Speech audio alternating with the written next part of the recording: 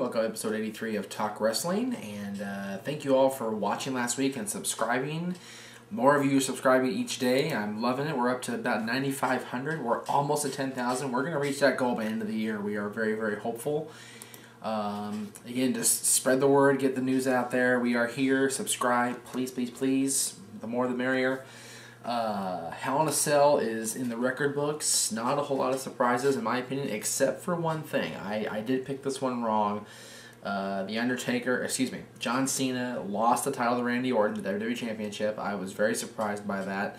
But I guess Orton's experience in Hell in a Cell won out over John Cena's first time entering into Satan's structure. So I admit when I'm wrong, and I was wrong. Dolph Ziggler also lost his match against John Morrison. That kind of pissed me off. They added the Drew McIntyre, R-Truth match, and Drew won that one. I'm pretty sure I picked Jericho over Batista and Ray, so I got that one right. Undertaker did indeed win Hell in a Cell. I'm pretty sure I picked that one too. I'm kind of having trouble remembering what I picked, but I think I did pretty good. CM Punk apparently in the doghouse. That's one of the reasons why he probably lost the World Championship. Apparently he was a bad little boy on the overseas tour and ruffled a few feathers, which doesn't surprise me. He's kind of an asshole.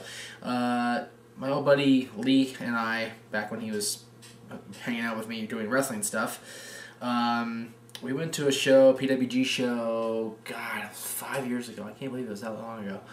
And we saw him wrestle Steve Corino at that show at the Santa Ana Elks Lodge down in Southern California, way down in Southern California.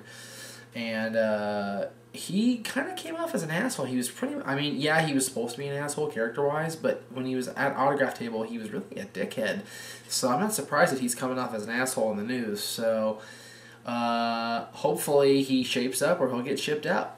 He's lost the World Championship already, so let's see what happens with Punk. 15 now. WWE or world title changes in this year alone. Now consider the fact that 10 years ago there were 12? 10? Somewhere between 10 and 12. One championship changes. The WWF Championship changed hands. WCW had a lot too. Don't get me wrong. But the WWF Championship changed hands, I believe, 12 times in 1999. And now between both World Championships, there's been 15 world title changes. The WWF and the World Championship. That's ridiculous. It goes back to what I brought up earlier a few weeks ago, maybe even a few months ago, that the titles are props. Vince Russo said this years ago. The titles are props for storylines. They don't mean anything. It's never more prevalent than right now. 15 World Championship changes this year alone, and that's not counting the ECW Championship. So, just keep that in mind. Let's get to your questions. All right, this is from Jozhster, J-O-Z-H-S-T-E-R YouTube. What is your favorite WrestleMania and favorite WrestleMania match of all time? Damn. I need to read these before I do the show. My favorite WrestleMania was probably 7 because it was my first that I ever saw. My favorite WrestleMania match. Hey, hold on, we can play the audio for this. Wait. Are you chanting for AJ back there? I wasn't chanting for AJ. I think He's chanting for AJ back there. Stupid asshole. What did I tell you? Wait, before you do that, I have a question. There's the first question on the mailbag before we go to break. And you did. I said it 3 times. It says, Mike, would there be an episode where you don't hurt Rift? Yeah, you can use it. You can use it if you want. Oh! You gotta break the nuts! And down goes Rift for the count. That was a recurring theme on XMV. Not on this show very often. I think I did it once, didn't I, Aaron? I did it once on this show where we hit Rift with everything we could. Anyway, that Kid Cash, 2004 Guest of the Year. We missed Cash. Anyway, favorite WrestleMania match? Probably Undertaker, Shawn Michaels. There hasn't been anything better that I've seen. This is from Adam. This is from a few weeks ago, but I wanted to bring it up today. As I watch Raw, I wanted to email you and ask you one simple question I ask myself week after week. Why do we still watch this bullshit? Raw's not even good. It blows. SmackDown is awesome. They develop characters, and even the mid-carder storylines are interesting. When was the last time you actually watched Raw in its entirety without flipping channels or fast-forwarding the DVR? It's been months for me. WWE is going down, plain and simple. I like that you brought up the fact about fast-forwarding during the Raw with the DVR, because I DVR Raw every week because I'm not home Monday nights. I DVR HCW. I even DVR SmackDown because I'm not home a lot. But usually, the only thing on my DVR and fast-forward is during the commercials. But Raw, I fast-forward a lot. You're absolutely right, Adam. It's very hard to watch Raw. They don't develop a lot of stuff. It's the same guys. It's DX. It's John Cena. It's Randy Orton. It's Legacy. I like those guys, don't get me wrong. But it's very hard to watch the same things over and over again. I like what SmackDown is doing. You're absolutely right. They're bringing interesting new people in. ECW is doing the same thing. They're introducing us to new rookies. They're bringing new people in every time. Raw has become very stagnant, and I agree with your assessment. Thank you very much. It's hard. It's hard to watch WWE TV right now. It's very, very hard. But I bring myself to do it because I need to entertain you people, and not entertain, and inform you people. I'm not very entertaining. I agree with that. But inform you people of what's going on in the wrestling world. So I suffer through, I guess, is the best way to put it. But it's getting better. It is getting better, hopefully. Randy Orton's back on top. Undertaker's back on top. And things can only go up because they're so far down. It's like my favorite team, the Kings. They lost their opening night game the other night, and things can only get better because they're 0-1. They can only get better. This one is from John Ryan. Do you think Big Show will eventually be in the Hall of Fame? By the way, your show kicks ass. Thank you, John. Yes, I do believe Big Show will be a WWE Hall of Famer in the future when he finally retires, whatever he does. He's still got a long way to go. He was young. He was a baby when WCW hired him to be the Giant. You gotta remember that. He's still got a long way to go. He had a very young start. He was been WWE for 10 years now. So he's still got a future ahead of him. You know, he's doing great with with Chris Jericho right now as the Unified Tag Team Champions. They're a great team. I think they have a good potential for them in the future, and I think that Big Show himself has a good future. But when he does finally retire, he will definitely be a Hall of Famer for sure. All right, today's VRQ comes from God's Gift 2X. He has a question regarding The Undertaker. See what he has to say. Hey, Jeff. This is my question. My question is, what are your 5 favorite WrestleMania matches that Undertaker was involved in? Mine would be this year's WrestleMania with Shawn Michaels, WrestleMania 14 with Kane, 20, 12, and 9. What would be your 5 favorite WrestleMania matches with The Undertaker? Let me know. Okay, thanks for the question. I agree with most of those. I agree with more than half, because you did 5. I agree with 3. 14 with Kane was very, very good. 12 with Diesel, Kevin Nash was very, very good. And this year's was the best. Shawn Michaels at WrestleMania 25. 20 with Kane, not sure if I dug that one so much. That was kind of like a going through the motions match. And the one against Giant Gonzalez WrestleMania 9 was god-awful. That was a horrible match. So I'm not sure if I agree with that. My list will include those 3 that I mentioned, as well as the match against Triple H at WrestleMania 17 and the match against Batista at WrestleMania 23. Honorable mention goes to Randy Orton at 21. That was also good. And then Ric Flair at WrestleMania 18. Those were all. It's hard to pick 5 of those because there's been 17. So my top 7 would be those. But some are really awful. Some are really good. It's just a matter of it really is the quality of opponent in the Undertaker's case. Because Undertaker can bring out the best in a lot of people, but some people just suck. Johnny Gonzalez is a huge disappointment match-wise. They built it up so big at the Royal Rumble, and then it came crashing down. So, thank you for the question, though. Good question. Good job. All right, this one comes from John Martin. What do you think of Dustin Runnels, who is widely known in mainstream media as Goldust? Have you ever met him? If not, would you like to? Also, how do you feel about his current work, and do you think he deserves one last major title push before he retires from professional wrestling? I am a fan of Dustin. I'm a fan of Goldust. I almost got to meet him. He was at the show in Bakersfield, run by the Not Rated Pro Wrestling. I was at the first show they did at the Dome in Bakersfield. I missed the second show. My friend Travis went out there and refereed for that show, and I missed it because I had a previous engagement. I couldn't get up there. So I missed out on meeting Dustin, excuse me. I don't think at this point in his career he deserves a title push. I think he's perfectly okay doing the comedic Goldust character. Doesn't need to be a champion. He's over without. I mean, he's one of those guys that's over with or without a title.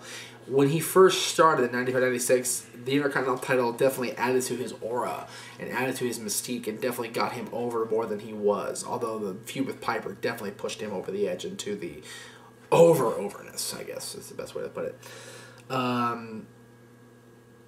Goldust is a great character. Dustin's, from what I hear, is a great guy and deserves the fans that he has still. Title run, that's debatable. I don't think he needs it personally. This is from The Rob. I have a hypothetical question. Currently, John Cena is the Hulk Hogan of this era, but he sits in the mid-ground. The Smarks hate him, and the Marks love him. I was wondering, hypothetically, you said hypothetically already, if the WWE wanted to turn Cena heel, not that they would, but if they did, how do you think they could do it so that the Smarks and the Marks both want to see him get his ass kicked by the face of the day? Is it even possible? Good question, Rob. Very good. Personally, and this is, I'm a smark. People call me a smark. I want to see John Cena get. I was happy that John Cena lost the title. No, I'm not happy that Randy Orton's back on top. I would have preferred somebody else. But I am happy that John Cena is no longer the champion after only a month. If they were to turn him heel, it'd be very hard because the Marks, the little kids, and the little teeny boppers love him to death. So, it'd be very hard to turn him heel completely. He's better off in that middle ground. He's better off in that place where people hate him, people like him. They're up in the air, and there's division amongst the fans, which is kind of interesting. The certain fans like him, certain fans hate him, and it's cool to have conflict within the WWE Universe structure. It's interesting. All right, it's time for the DVD review of the week. This one comes from Matt Scott. Thank you, Matt.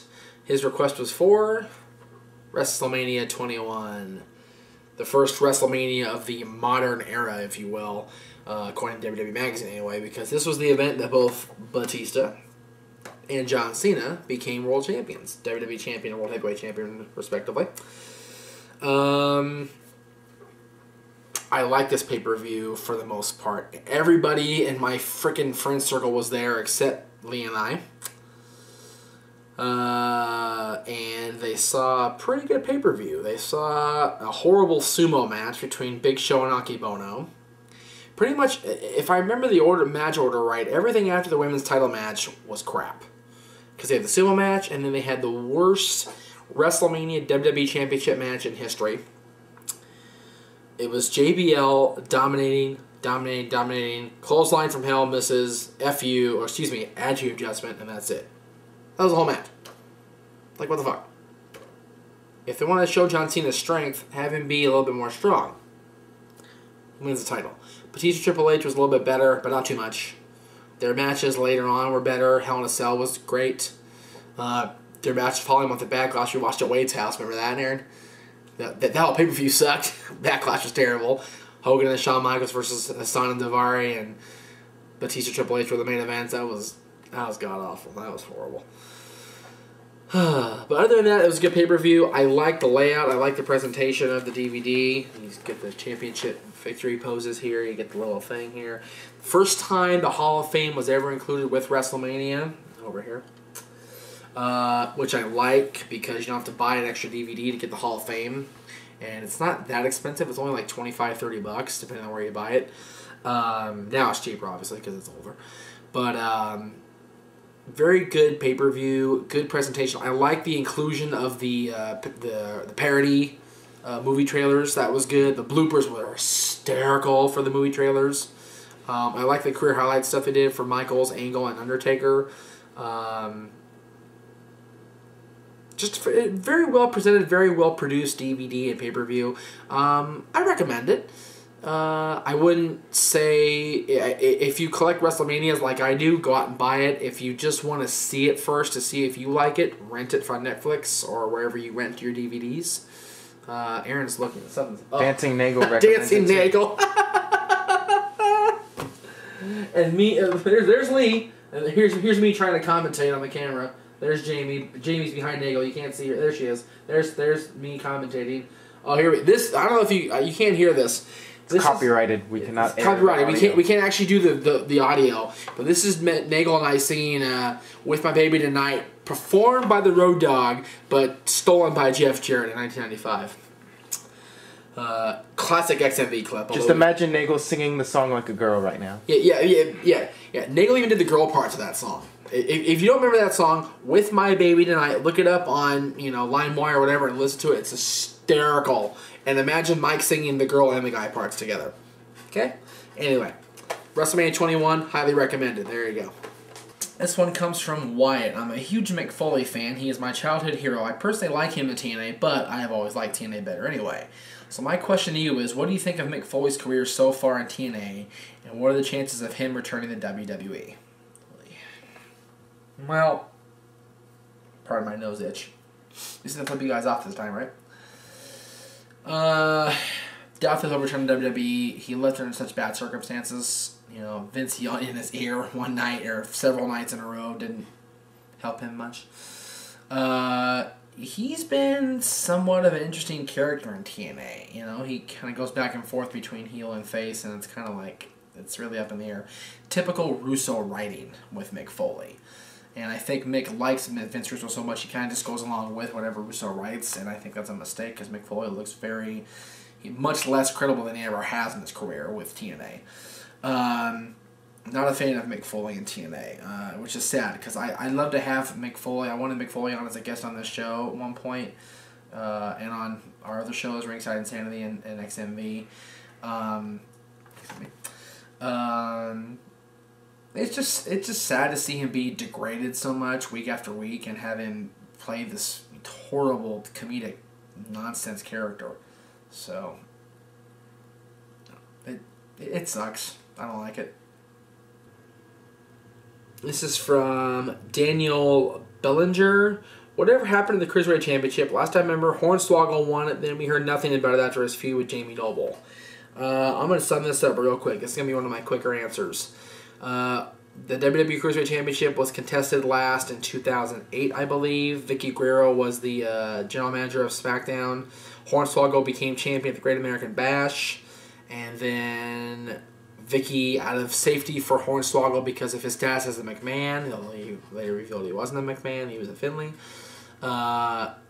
stripped him of the championship to keep him safe, and then the title was quietly retired and placed in the archive section of WWE.com along with other championships, including the WCW Championship and other championships. So that's the end of the Cruiserweight Championship. That's what happened. There you go.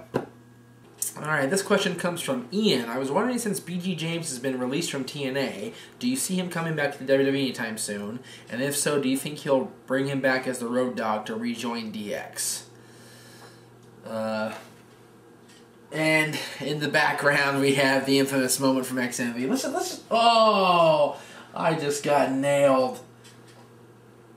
Mike hit me in the head with a cane on a Halloween episode. That was Halloween 04? Halloween 04.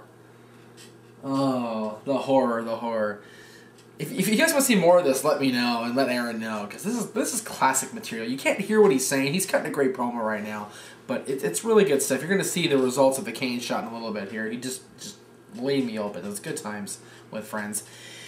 As far as the Road Dogg goes, BG James, I don't see him ever coming back to WWE because of the way he spoke about WWE when he and Kip were...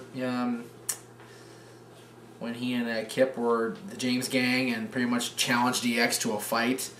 But you never know. It's a matter of people get it. Well, wait a minute. Here it comes. Look at. Oh yeah, that's the good stuff. Busted wide open. That son of a bitch. Oh, there's Aaron. You can see Aaron on camera today. There you go. There's Aaron in his little suit and hat. There you go. This is good. I'm glad Aaron's doing this. This is fun. I don't see the Road Dogg coming back. He criticized WWE a lot. I don't see WWE wanting to bring him back. Maybe as an agent, but not as an in-ring performer. I don't think he wants to be an in-ring performer anymore. I think he wants to be an agent, wants to do his own thing. I don't see him ever going back, though. That's my opinion. This is from Travis Gerber. What is your opinion about Sable? I find most people are divided into two camps when it comes to her. Either they love her and say she's an icon of women's wrestling and the women of today owe her a great deal, or they think she was a woman who had no talent whatsoever and didn't deserve the pushes she received. I was a fan of Sable back in the day. Kind of got turned off by her a little bit when she didn't respond to an email to appear on XMV or Ringside Insanity or Talk Wrestling. I can go either way, honestly. Sable was a great leader for the women's division back in the late 90s, before she sued the WWF for sexual harassment. Bringing her back was interesting when they brought her back in 2003, and then she was gone again a year later, or whatever it was, and to go with Brock. Interesting character, to say the least, to be sure. Sable definitely paved the way for a lot of the divas, but you know what? The diva that really paved the way back then was Sunny, Tammy Sitch, who's my friend on Facebook. I love Tammy. She was a true pioneer. Sable kind of followed in her footsteps, kind of capitalized on her momentum and took it to the next level. But Sable was great in her own right, though. There's no denying that. But Sable, I think, will not have as lasting an impact as Sunny or Trish or Lita or the other divas. Hey Jeff, my question is, how or what do you think would have happened with the WWE versus WCW ECW storyline in 2001 if Triple H and Chris Benoit weren't out injured? I can see Benoit going to the Alliance, but I cannot see Triple H as a babyface, or the whole storyline would not have happened. WWE would have stuck with the whole Triple H and Stone Cold heel tag team. Your thoughts? That's a good question like that. Very layered, multi-layered question. I don't see Benoit ever going back to WCW, storyline or not, because WCW did him so dirty. They did him so wrong. I think Benoit would have been a great addition to Team WWF and, you know, fighting the fight against WCW and ECW. Triple H probably would have stuck with his wife, honestly, and gone with the Alliance, and, you know, stood by Stone Cold. And, you know, Triple H and Vince have never really gotten along very well, let's be honest, storyline wise. So it wouldn't have surprised me if Triple H should have gone with the Alliance and stuck with his wife and gone that way. The whole Triple H Stone Cold tag team probably would have continued. What's going on now? Oh, there's my son's godfather. For those of you who don't know, this is Jack Evans. You left him hanging. I left him hanging. I did leave him hanging in that clip, and I got chastised for that. Oh, here's Aaron. Aaron looks scared. Oh, did he get a hole in one? Did he get a hole in one? No, he did not. Aaron's so sad. Yeah. Anyway, sorry, I didn't mean to go off track there. I think Benoit would have stuck with WWF. I think Triple H would have turned and gone with his wife and gone with Stone Cold. There you go. Jeff Meacham presenting Elix Skipper voiced by Petey Williams. Yeah. Swap. It's just a shame that we had to deal lost because I think James Strong and Chris Harris, will make a good team and they split. Yeah. So, Elix was so drunk. All my homeboys at home, Yeah. Because, I live in the ghetto, and I just want to say, yo, Mom, Clips on our channel. I love you. What's that? Clips on our channel. Clips on our channel, youtube.com/NoDQCAW. You saw it in the, I don't know if you saw it in the background, but I presented the clip of the year to Val, SoCal Val, for rescuing Mike from Vegas. And we presented Petey with the finisher of the year for the Canadian Destroyer back then even. Elix and Christopher Daniels won Tag Team of the Year for TNA. Daniels wasn't there to accept, so Elix accepted both plaques. AJ got an award that night. Frankie got an award that night. It was fun. Anyway, that's going to close the show. Thank you again to the subscribers. Subscribe at youtube.com/QCW. What's that? Number 1. We're number 1. That's right. We have passed. What are those idiots' names? I forgot them. I forgot that Phil and Doug or Doug and I forget Bob. the name. I don't know. Bob and Jim Bob. We've passed them as the number 1 watched wrestling channel on YouTube. Keep it going. Keep us hot. We'll see you next time on Talk Wrestling.